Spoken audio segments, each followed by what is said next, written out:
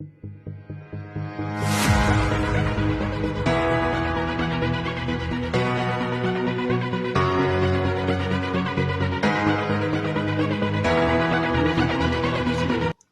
sou o evangelista Clepson, você está no canal EBD Clepson Silva.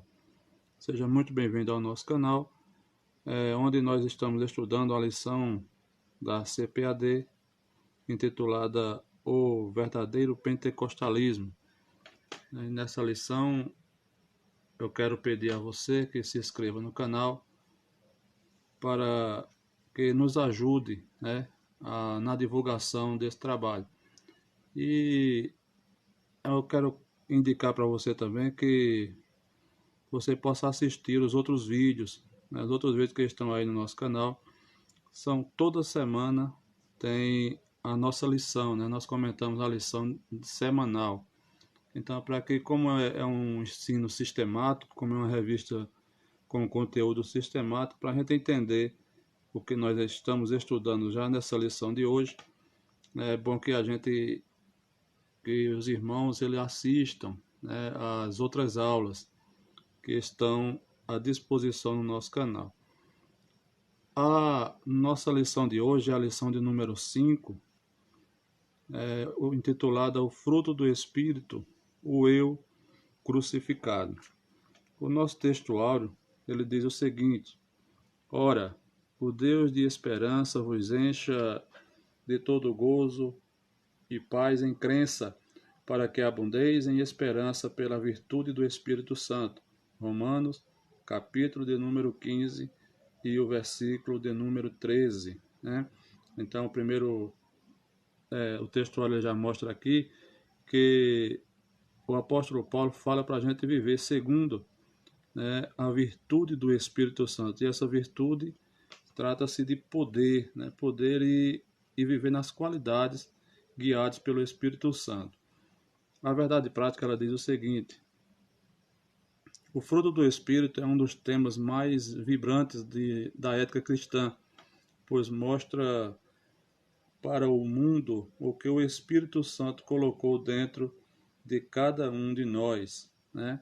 Então, nós já vemos aqui que é uma questão de ética. O fruto do Espírito manifesta-se por meio da ética moral, social e espiritual do indivíduo.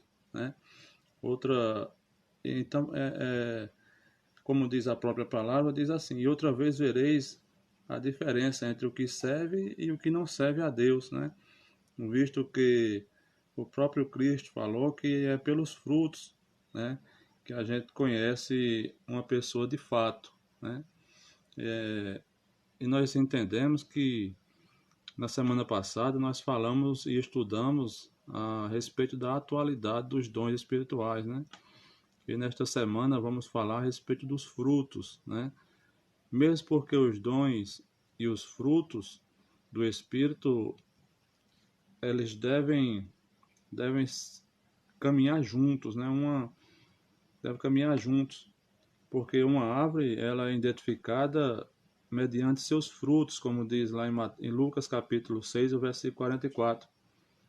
Portanto, só viremos a aferir a espiritualidade de alguém através daquilo que ele fala, através daquilo que ele faz, do que ouve e do que vê, E não pelo dom que ele tem. Os dons estão relacionados ao que fazemos para Deus, Os dons estão relacionados àquilo que fazemos para Deus ou o que Deus faz através de nós. E os frutos, o fruto do Espírito, está relacionado ao que Deus faz através do Espírito Santo em nós. Como diz Mateus, capítulo 5, o versículo 16. E vale a pena salientar que o que Deus realiza em nós é sempre maior do que o que Deus realiza através de nós. Então, essa lição ela é muito importante para nós, ela tem um conteúdo bastante relevante. A nossa leitura bíblica em classe se encontra em Gálatas, capítulo de número 5, versículo 16 a 26. Como já os irmãos já conhecem, é de costume, nós não fazemos a leitura para ganhar tempo no vídeo. o objetivo geral diz o seguinte: demonstrar que o fruto do Espírito é um dos temas mais vibrantes da vida cristã. Os objetivos específicos são divididos em três. O primeiro é conceituar o fruto do Espírito. O segundo é distinguir e relacionar o fruto do Espírito com os dons espirituais. E o terceiro é conscientizar que o Espírito se opõe à carne. A nossa introdução ela diz o seguinte: o fruto do Espírito é o resultado de uma vida cristã abundante e manifestada no relacionamento entre os irmãos e irmãs, na igreja, no lar, na convivência com os descrentes, no trabalho e na sociedade. Por isso devemos entender o conflito entre a carne e o espírito e a função do fruto do espírito. Então a gente já vamos entendendo que o fruto do espírito é o testemunho poderoso de uma natureza purificada em meio a uma geração corrompida, né? Então a gente já entende que existe essa batalha, né, entre os irmãos, né? A luta do diabo contra nós é para que nós não venhamos desenvolver esse fruto do Espírito, né? Para que a gente cada vez mais nos afaste da presença de Deus, onde nós devemos, através dos frutos, manifestar o caráter de Cristo. Então, vamos lá, vamos dar continuidade ao primeiro ponto. O primeiro ponto ele diz o seguinte: o fruto do Espírito na vida do crente.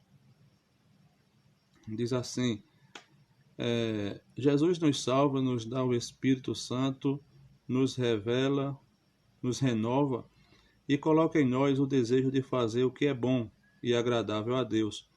O fruto do Espírito é o resultado natural de um processo de amadurecimento e a consequência de um processo natural de crescimento espiritual. Então a gente precisa entender uma coisa, que ter o fruto do Espírito não significa uma vida passiva, né? Não significa uma vida uma vida de covardia, né? Não, ter o fruto do Espírito significa a expressão do Espírito na vida do crente, né? Porque muita gente pensa que ter o fruto do Espírito é sinônimo de ficar quieto, de você precisa estar ali separado, calado, né? Concordando com tudo, né? Evitando conflitos, mas na verdade o fruto do Espírito não é isso, né? Quando a Bíblia fala dos frutos do Espírito, quando fala de mansidão, esse fruto do Espírito de mansidão não significa covardia ou consentir no erro. Não.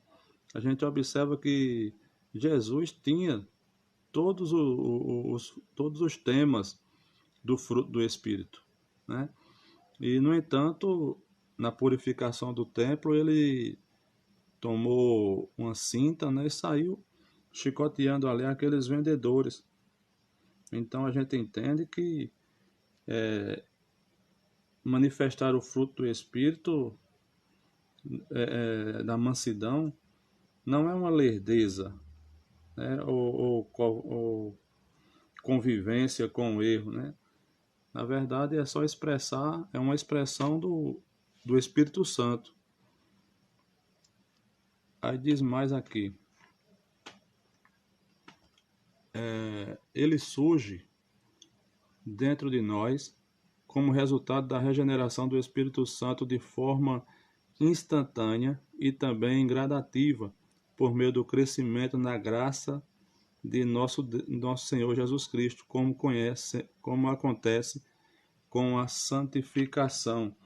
Então a gente já percebe que o fruto do Espírito surge como resultado de uma regeneração gradativa, né? É uma regeneração gradativa. Você não vai aceitar a Jesus hoje e vai já aportar os dons do Espírito. Não, esse dom do Espírito é crescimento, né? Ele pode ser também de uma forma instantânea, a gente já aceita a Jesus e já começa a manifestar ali os dons do Espírito. Agora ele vai se aperfeiçoando por meio do crescimento na graça, né? O crescimento motivado pela uma santificação, né? O apóstolo Paulo apresenta 9 modalidades do fruto do Espírito, né? Nós conhecemos essas 9, são a caridade, o gozo, paz, longanimidade, benignidade, bondade, fé, mansidão e temperança, né? Esses são uma das relações do fruto do Espírito que Paulo apresenta. Então já entendemos aqui que o fruto do Espírito é algo que nasce em nós, que o Espírito Santo gera em nós para que a gente manifeste o caráter santo de Deus, né? Vamos lá, vamos dar continuidade. 1.2. O fruto no singular. Alguns expositores estranham o fato de Paulo usar o singular para contrapor as obras da carne, no versículo 19, com o fruto do Espírito, no versículo 22, né? Então, a gente observa aqui, quando Paulo fala das obras da carne, ele fala no plural, né? Falando das manifestações das obras da carne. Mas quando ele vai falar sobre o fruto do Espírito, ele vai falar no singular, o fruto do Espírito. Então, muitos historiadores, muitos expositores estranham, né? E tem outros pensamentos acerca disso. Aqui temos um pensamento, né? Mas existem muitos pensamentos, muitas pessoas que diferem nessa afirmação, né? Porque Paulo ele mostra as obras da carne no plural e mostra o fruto do Espírito no singular. Era para ser frutos, né? Frutos do Espírito. O missionário Eurico Bergenstein explica esse singular ilustrando esse fruto como uma laranja e seus gumos, né? O fruto que aparece logo em seguida é o amor. As 8 virtudes seguintes são os reflexos desse amor, né? O reflexo do amor. Então, o missionário Eurico, ele apresenta aqui o fruto do Espírito como uma laranja, né? Uma laranja que tem ali os seus gumos, né? A laranja em si, ela representando ali o fruto do Espírito e cada gumo dessa laranja representando ali uma virtude, né? Desse fruto, né? Então, aí nós vemos aqui nessa pequena ilustração, a gente já entende a visão do missionário Eurico, né? Tem outras visões, mas nós estamos falando aqui de acordo com a nossa lição. Donald Free chama o fruto do Espírito de 9 modalidades do fruto, né?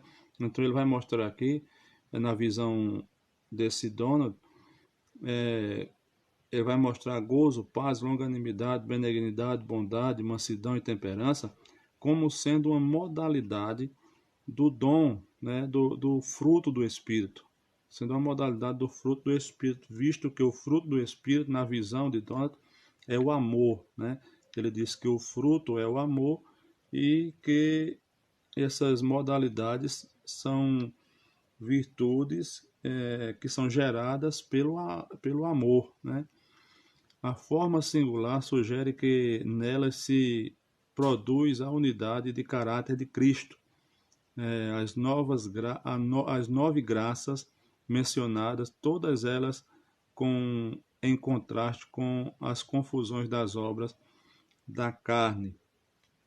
Então a gente já observa isso aqui, que a expressão do fruto do Espírito é justamente fazer se contrapor, né, às obras da carne, né, que são contrárias à vontade do Espírito.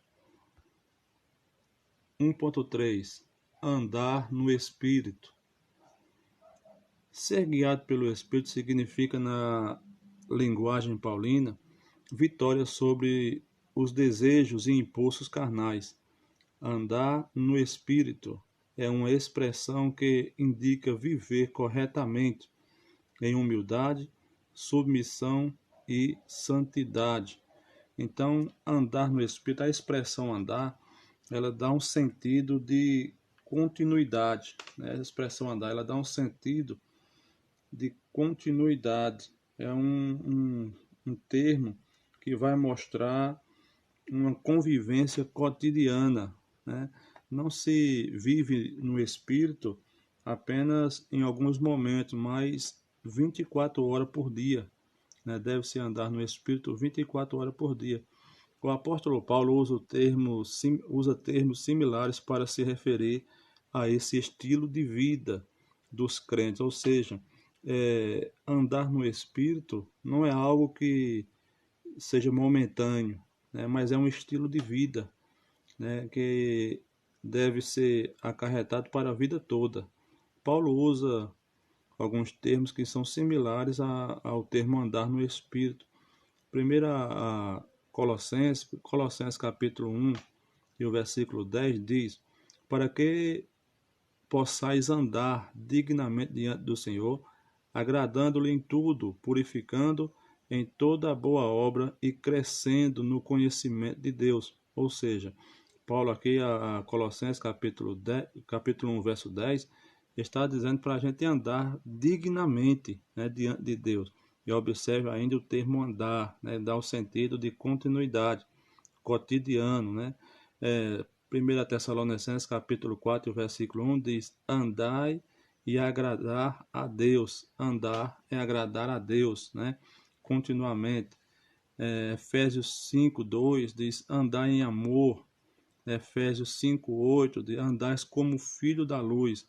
E Colossenses 2, 6, andai nele, né? Ou seja, em Cristo.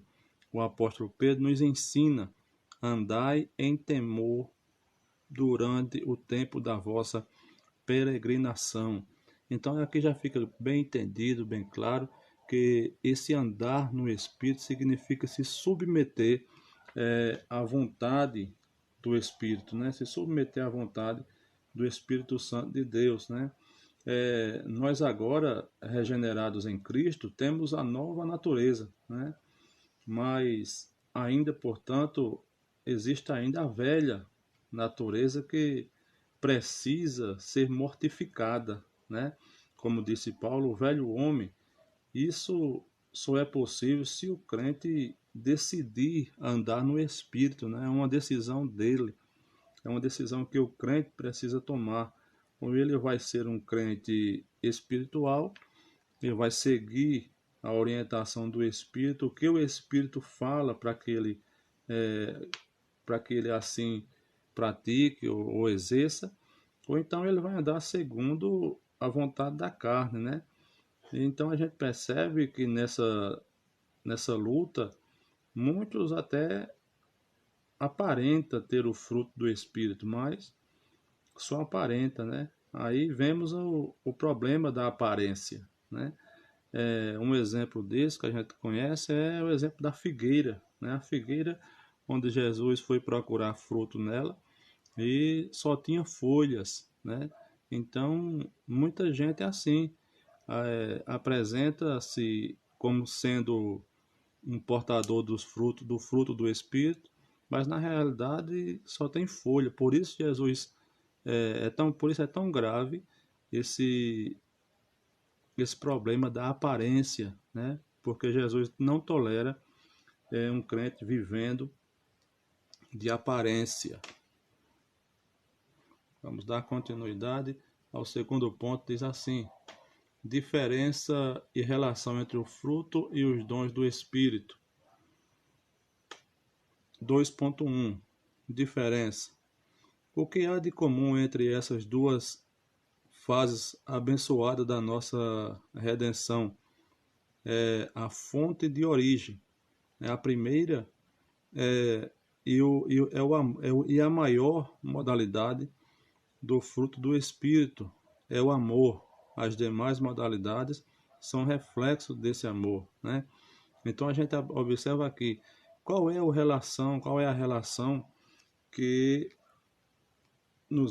que a Bíblia mostra para nós que existe entre o dom e o fruto do Espírito, né? É que os dons e o fruto do Espírito, eles são atribuídos pela mesma pessoa. A origem dele é a mesma pessoa, que é o Espírito Santo, né? É o Espírito Santo que opera os dons espirituais e também é o Espírito Santo que nos ajuda a produzir o fruto do Espírito, né? Com o dom, a gente vê o que Deus faz através de nós, né? E com o fruto, nós vemos o que Ele faz em nós, né? E nós, como eu já falei, é muito maior do que o que Ele faz através de nós, né? O apóstolo Paulo usa o amor como um representante do fruto do Espírito. Ao comparar o fruto com os dons do Espírito, o amor é superior aos dons, né? Aos dons. E é o caminho mais excelente proposto por Paulo, né? Em 1 Coríntios capítulo 12 e o versículo 31, né? O amor, a gente entende aqui que ele não é um dom, né? O amor não é dom, ao contrário do que muitos pensam. O amor não é dom, o amor é um fruto, né? O amor é fruto do Espírito Santo, né? A pessoa, o crente, que ele tem realmente a ligação, que ele vive na direção do Espírito Santo, ele vai demonstrar que ele tem esse amor dentro dele, né? E isso que é explicado em 1 Coríntios capítulo 13 também, e o versículo de 1 a 3, né? Então a gente observa esse caminho mais excelente. Paulo coloca o amor acima de todos os dons, acima de todas as modalidades do fruto do Espírito, né? Então, o amor é mais importante. Por essa razão, o amor encabeça essa lista de Gálatas 5:22, e em outras passagens prevalece a supremacia do amor, né? Gálatas 5:22, 23 diz: mas o fruto do Espírito é amor, alegria, paz, paciência, amabilidade, bondade, fidelidade, mansidão e domínio próprio, né? Assim permanece agora três: a fé, a esperança e o amor. O maior deles, porém, é o amor. 1 Coríntios capítulo 13 e o versículo de número 13, né? Então Paulo aqui ele vai evidenciar que o amor ele está em supremacia em relação aos dons, em relação ao fruto do Espírito, né? É o amor quem gera todas as outras modalidades do fruto do Espírito, né? É esse amor que faz gerar em nós. E se nós temos realmente e vivemos segundo o Espírito Santo, nós podemos encontrar sim em cada um de nós, e vale a pena a gente analisar se temos esse sentimento dentro de nós, né? Você pode perguntar para seu aluno, olhar dentro dele e ver se ele encontra nele amor, ver se ele encontra nele alegria, ver se ele encontra nele paz, ver se ele encontra nele paciência, amabilidade, bondade.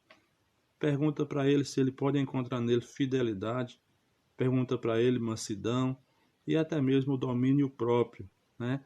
Então isso aqui é uma análise, basta a gente fazer uma autoanálise para saber se estamos vivendo segundo o fruto do Espírito, né?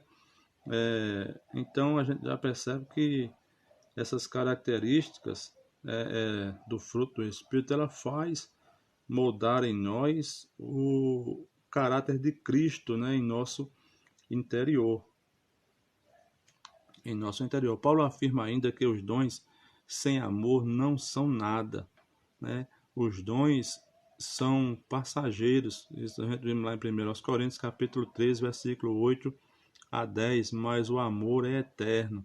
Veja lá o que ele diz em 1 Coríntios, capítulo 13, versículo 1 a 3, diz assim: ainda que eu falasse a língua dos homens e dos anjos, se não tivesse amor, seria como um sino que ressoa ou como um prato que retine. Ainda que eu tenha o dom de profecia e saiba todos os mistérios e todo o conhecimento, e tenha uma fé capaz de mover montanhas, mas não tiver amor, nada serei. Ainda que eu dê aos pobres todo o que possuo e entregue o meu corpo para ser queimado, mas se não tiver amor, nada disso me valerá. 1 Coríntios, capítulo 13, do 1 ao 3, né? Então, Paulo afirma ainda que esse dom sem o amor, né, não vale de nada, não vale nada. Então, a gente também ainda vale salientar aqui, irmãos, que essa passagem do primeiro versículo, quando ele diz, ainda que eu falasse a língua dos homens e dos anjos, muita gente está associando a língua dos anjos como sendo a língua que nós falamos nos dons de línguas, né? No dom de língua. E não tem nada a ver um idioma que nós falamos, essa língua estranha que nós falamos, não tem nada a ver com a língua dos anjos, né? Paulo está fazendo uma referência a línguas celestiais, a um idioma celestial, a um idioma que nós falamos. A Bíblia diz, o próprio apóstolo Paulo escrevendo aos Coríntios, ele diz que quando nós falamos, a nossa mente torna-se infrutífera, porque falamos em mistério com Deus, né? Porque se fosse língua dos anjos, Satanás também, sendo anjo, iria entender o que nós falamos, mas a Bíblia é bem clara em dizer que nós falamos em mistério com Deus. Somente Deus é quem entende, né? Só Deus é quem entende o que é falado. 2.2 Os dons na igreja, né? Diz mais aqui: convém relembrar que os dons são importantes e é a vontade de Deus que os irmãos e irmãs não ignorem os dons espirituais. 1 Coríntios capítulo 12, verso 1. É importante, é da vontade de Deus que os irmãos e irmãs busquem os melhores dons, e é da vontade de Deus também que os irmãos e irmãs não desprezem as profecias, né? Então nós costumamos a falar o que é importante para a igreja é os dons, né? Os dons vêm como adorno, vêm como um auxílio, né, do Espírito Santo para que a igreja cumpra a sua missão aqui nessa terra. É o apóstolo Paulo falando em 1 Coríntios 12, 31, ele diz: busquem os melhores dons, procurai com zelo os melhores dons. Aí alguém pode perguntar, mas qual é o dom melhor? Qual é o melhor dom para a gente buscar, né? Será o dom de profecia? Será o dom de interpretação de língua? Será o dom de visões? Né? Não.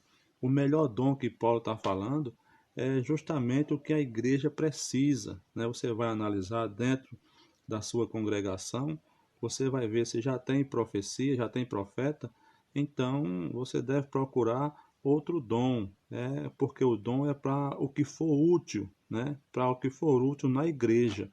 Então, se na minha igreja não tem alguém que interprete as línguas estranhas, o melhor dom a ser pedido é de interpretação de língua, né? Se não tem alguém que entregue profecias, se não tem profeta, então o melhor dom a ser buscado é o de profecia, e assim sucessivamente. Resumindo, o melhor dom é aquele que a igreja está precisando, né? Então vamos lá, os dons são comparados a um andaime, né? A um andaime numa construção. A igreja a um edifício, né? Como a gente vê lá em 1 Coríntios 3:10, 3:10 a 12, e Efésios 2:20 a 22. que diz assim: edificado sobre o fundamento dos apóstolos e dos profetas, tendo Jesus Cristo como pedra angular, no qual todo o edifício é ajustado e cresce para tornar-se um santuário santo no Senhor, né? Efésios capítulo 2, o versículo 20 a 22, né? Então, Paulo compara aqui os dons a um andaime, né? É um andaime para edificação, que ajuda na edificação do templo, né? Na edificação da igreja. E vale a pena salientar também que tem uma diferença, né, do templo e igreja, né? São duas coisas diferentes, mas que estão ligadas, né? Porque é no templo onde a igreja se reúne para adorar a Deus, para interceder, para buscar a presença do Senhor, né? Aqui a gente já pode desmanchar a ideia dos desengrejados, né? Que são esses? Esses são aqueles que diz a igreja sou eu não preciso estar no templo, porque a igreja sou eu, então aonde eu estiver eu posso adorar, posso louvar, mas na verdade o que Cristo quer para nós é que a igreja esteja unida, né? Que o povo esteja unido. Nós não somos um corpo, né? E um corpo, se não tiver o pé, se não tiver um dos membros, ele está incompleto, né? Então é preciso a gente entender que uma pessoa só, ela não é igreja. Igreja, a palavra igreja vem do coletivo eclésia e que só se torna igreja quando estão juntos, né? Uma pessoa só não é igreja. Eu não posso dizer eu sou a igreja, mas o certo é dizer nós somos a igreja.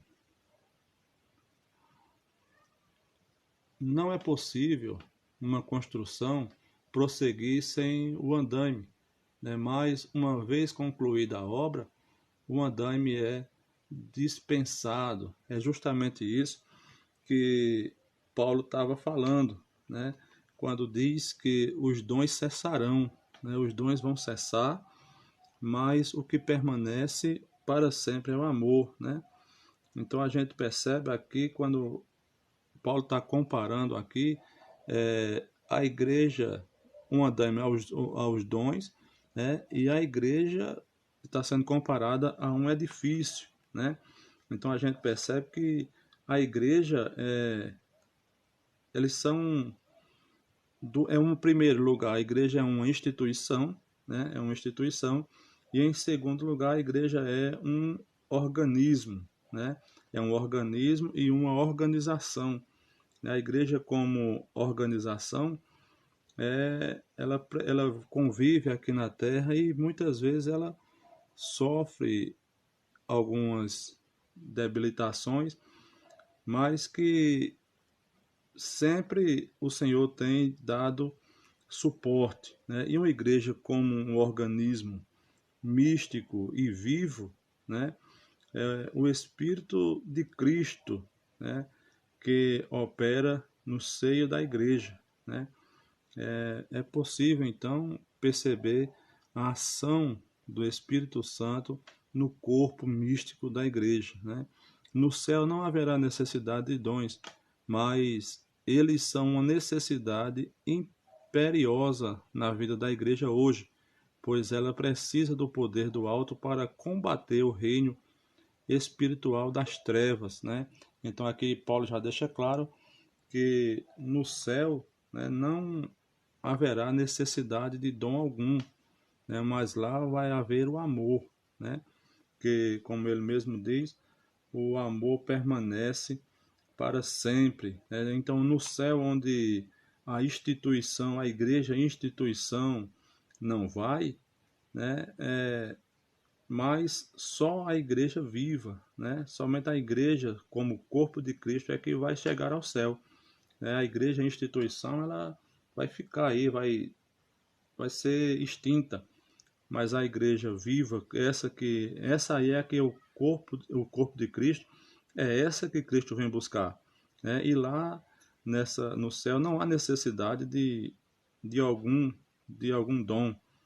Porém, enquanto não chegarmos lá, precisamos dos dons do Espírito Santo para nos ajudar, né, para ajudar a igreja a cumprir a sua missão, a sua tarefa, né?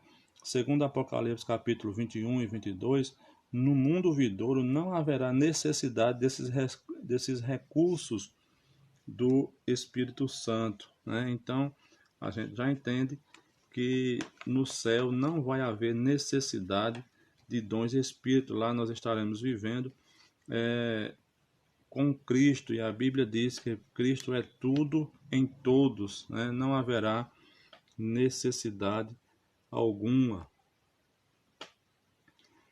Terceiro e último ponto: o Espírito se opõe à carne. 3.1 O legalismo.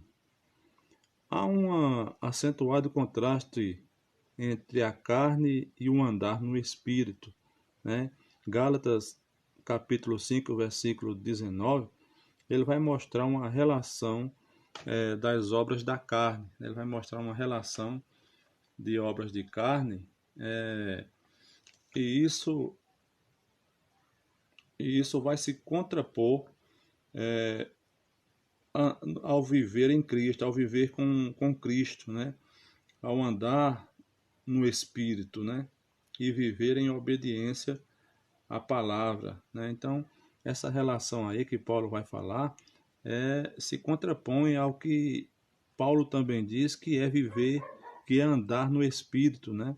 Quem anda na carne, ele vai praticar essas abominações, a prostituição, impureza, lascívia, né, idolatria, feitiçaria, porfias, né, iras, pelejas, ciúmes, todas essas coisas aqui, glutonarias, tudo isso aqui ainda mais, e Paulo também, ele não tenta ser categórico em afirmar que só são apenas esses as obras da carne.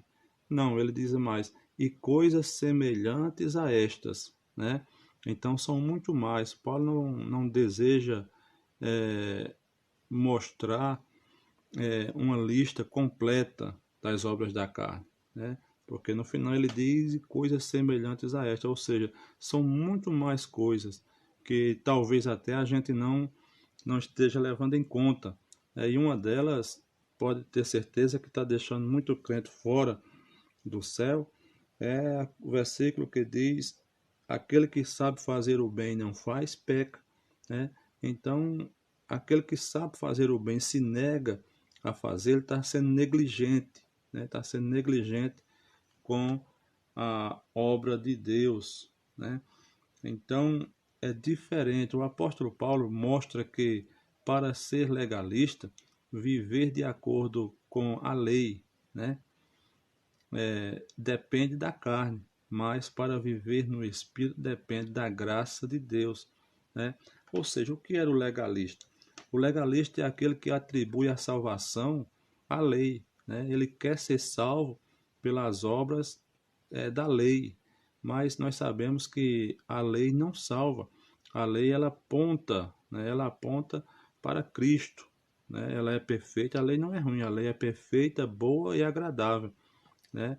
Então, o legalista, ele acreditava, o legalista, principalmente o judeu, o judaizante, né? Ele acreditava que poderia ser salvo pela lei, né? Mas que nós sabemos que viver pela graça é a vontade de Deus para nós, né? Que a graça é quem nos salva, é a graça, como diz Paulo em Efésios, diz, nós somos salvos pela graça, e isso não vem de vós, é dom de Deus, e não vem pelas obras para que ninguém também se glorie, né? Os legalistas, né, afirmavam que a purificação era uma ação exclusiva da graça, né, tirando de si a responsabilidade. Porém, é uma decisão nossa, né? É uma decisão nossa. O apóstolo Paulo mostra que para ser legalista, como diz aqui, ó, viver de acordo com a lei dependia da carne, né? Então, viver de acordo com a lei era uma atitude carnal, né? Era alguém que estava buscando autojustificação, né? Mas o apóstolo Paulo ele mostra para nós que nós somos salvos pela graça, né? E não por obras.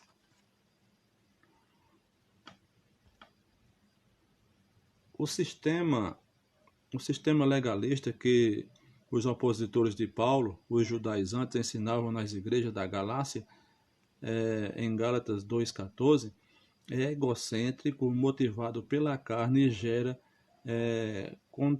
competição espiritual que resulta em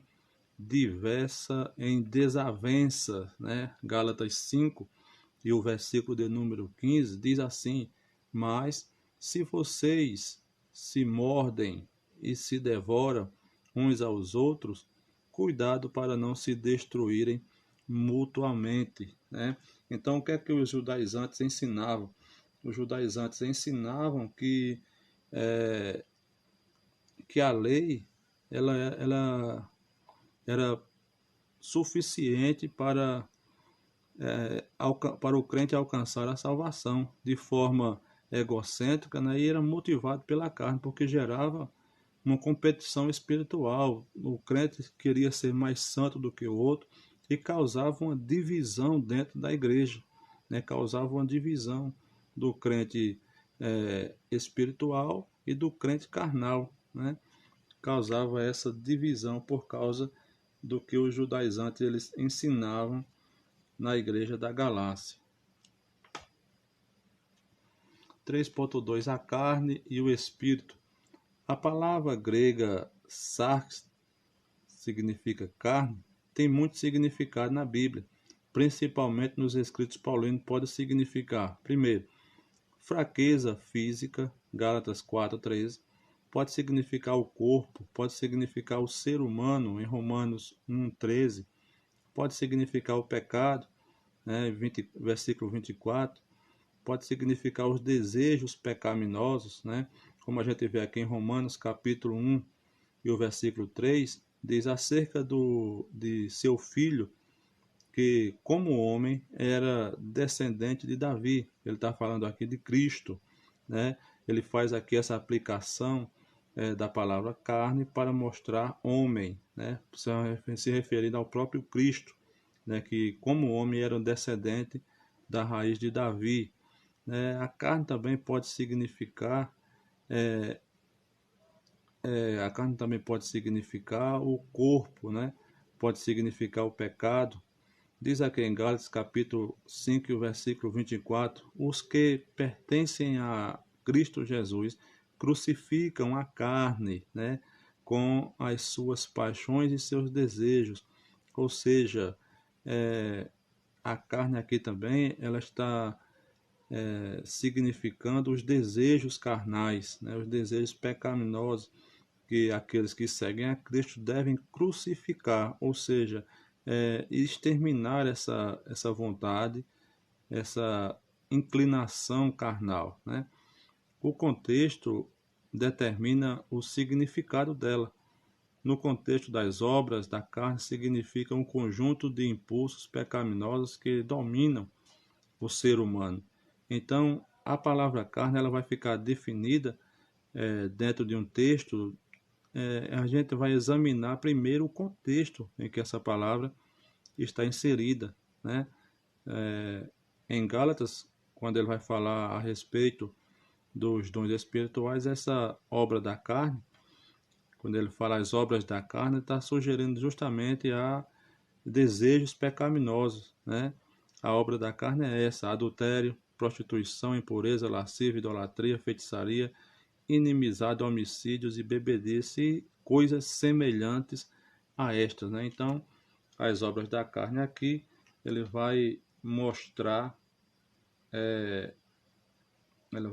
para nós que para a gente saber o significado de cada palavra, precisamos analisar bem o contexto, né? Para sabermos qual o significado de cada palavra, né? É preciso examinar o contexto, né? E o contexto ele sempre vem antes da palavra e vem depois da palavra, né? Vamos lá, vamos dar continuidade com a nossa lição. Da mesma maneira, a palavra grega pneuma, que é igual a espírito, que se aplica ao Espírito Santo, ao Espírito humano, aos anjos e aos anjos imundos, né, aos espíritos imundos.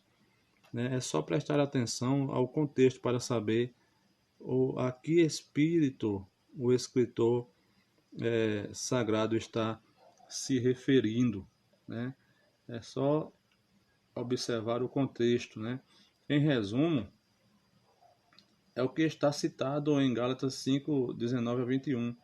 Né? E são ativados pela concupiscência, né? São essas ações da carne. Né? Aí aqui a palavra pneuma, como nós já vimos aqui, é a palavra grega usada para espírito. Né? A gente estamos vendo aqui que tanto ele representa o Espírito Santo, né? Como representa espíritos imundos, o espírito do homem e os anjos. Né? Então, um exemplo disso é quando Paulo, escrevendo, diz que o espírito dos profetas estão sujeitos aos profetas. Que espírito ele está falando aqui? Muita gente interpreta errado, dizendo que é o Espírito Santo que está sujeito ao profeta. Né? Está errado. A Bíblia diz que o espírito do profeta está sujeito ao profeta. Então, o Espírito Santo ele não é sujeito a ninguém, né? Não é sujeito a homem nenhum. O Espírito Santo é Deus. Né? A oposição do Espírito contra a carne na vida cristã mostra que os que são de Cristo crucificaram a carne com as suas paixões e concupiscências. Né? Gálatas 5, 24. É isso que acontece conosco diariamente, a morte do eu. Né? Então a gente entende que existe uma batalha dentro de cada crente, né? O espírito contra a carne. E se não houver essa batalha, tem alguma coisa errada. Né? Se não houver essa batalha, tem algo errado dentro do crente. Né? E é preciso que o crente entenda. Se não houver essa batalha espiritual do espírito contra a carne dentro do crente, ele precisa aceitar a Jesus de novo. Né? Então vamos lá, vamos dar continuidade. 3.3 Os vícios. O apóstolo apresenta uma lista com 15 vícios que ele chama de obras da carne, né? No versículos 19 a 21.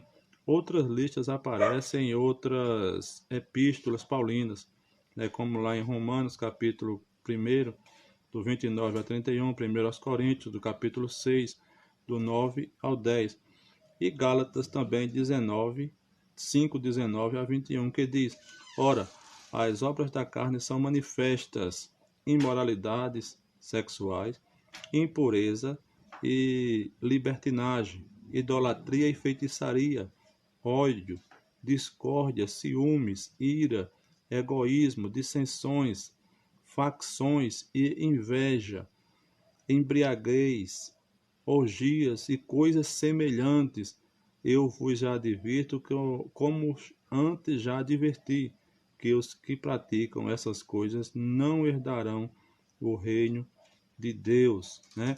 Então, aqui eles fazem aqui uma relação das obras da carne. Essa relação está em Gálatas capítulo 5, versículo 19 a 21. Né? Paulo não pretende ser exaustivo. Essas listas são representativas em Gálatas, pois ele acrescenta e coisas semelhantes a esta, acerca das quais vos declaro, como já antes vos disse, que os que cometem tais coisas não herdarão o reino de Deus. Né? Então a gente já entende aqui que essa lista aqui não é exaustiva, né? Não é não está completa. Paulo, assim como as obras da carne, também é o fruto do Espírito, é aqueles que praticam, né? segundo o fruto do Espírito, ele diz, e coisas semelhantes a estas. Todas as duas relações vai falar sobre isso, né?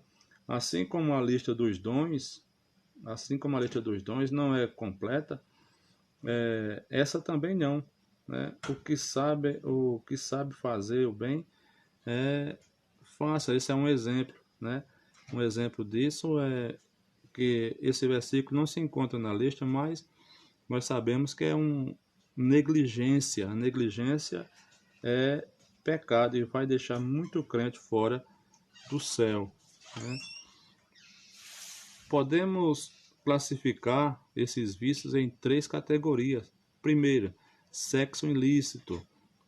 O que é esse sexo ilícito que fala a Bíblia? Prostituição, impureza e lascívia, né? O segunda classificação é pecado de ordem religiosa, né? Que é a idolatria e a feitiçaria.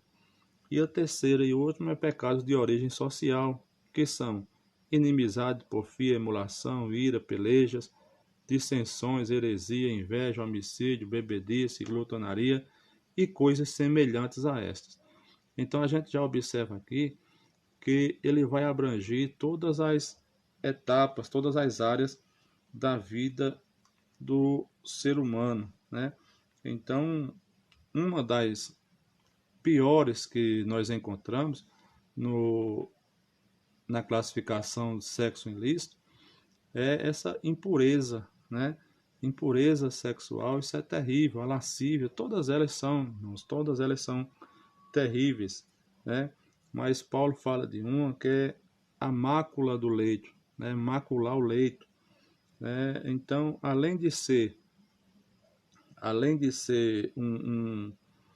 uma coisa, uma covardia com o cônjuge, né?